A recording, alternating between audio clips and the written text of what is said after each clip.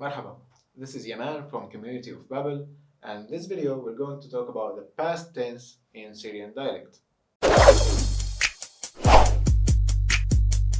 Before we start, it's very important to know that in Syrian dialect and Arabic in general, it's not necessary to use pronouns with the verbs because the conjugated verb itself indicates who the subject is.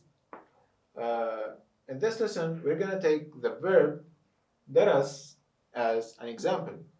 It is important to know that in Arabic, the past tense is the infinitive form of the verb, especially the past tense with the pronoun he, because as you can see, with he, we do not add any prefix or suffix to the verb. So, any verb in the past tense with the pronoun he, it's only the root of the verb.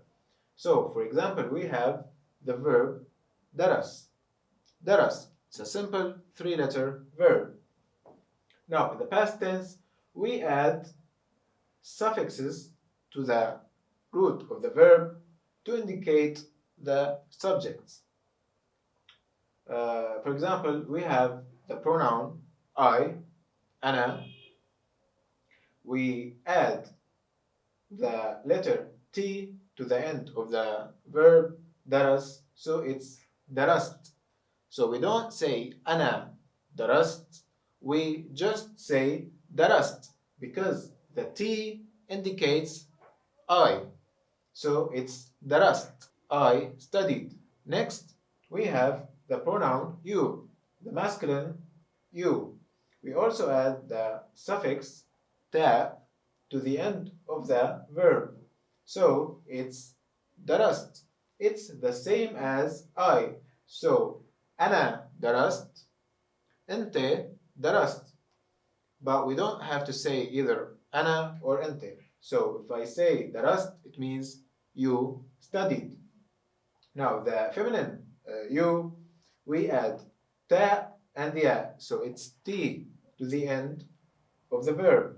So it's darasti, darasti, darasti. It means you studied. Next, we have he. As we said before, he, we don't add any suffix to the verb. It's the infinitive form of the verb. So it's daras. Huwe daras. Huwe daras. But we don't say huwe, we don't use he, we only say daras, and we know we're talking about he, a singular masculine pronoun. Daras. Next, we have she, he, she. We add the letter ta with kasra sound to the end of the verb. The kasra sound is for the last letter of the root of the verb. So it's darset. هي درست. We only say درست. She studied. Next we have we. نحن. نحن. We. We add noon and alif, so it's na to the root of the verb. درسنا. درسنا. درسنا. We studied. نحن درسنا. Next we have the plural you. Into. Into. We add ta and waw to the root of the verb. To. Darastu. Darastu. Into. Darastu. But of course we don't have to say into, we can just say darastu and it's you studied. The last one is they.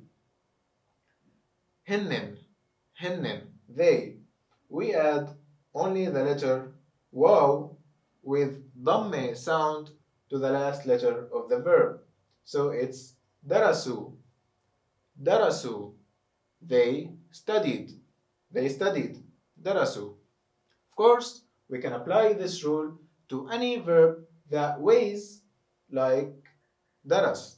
The way in Arabic means any verb that sounds like daras. For example, a three-letter verb can be like katab, سبح, لعب.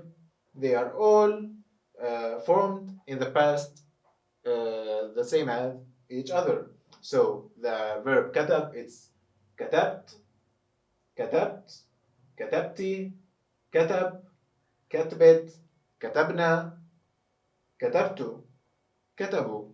Another example is سبح, swam, he swam.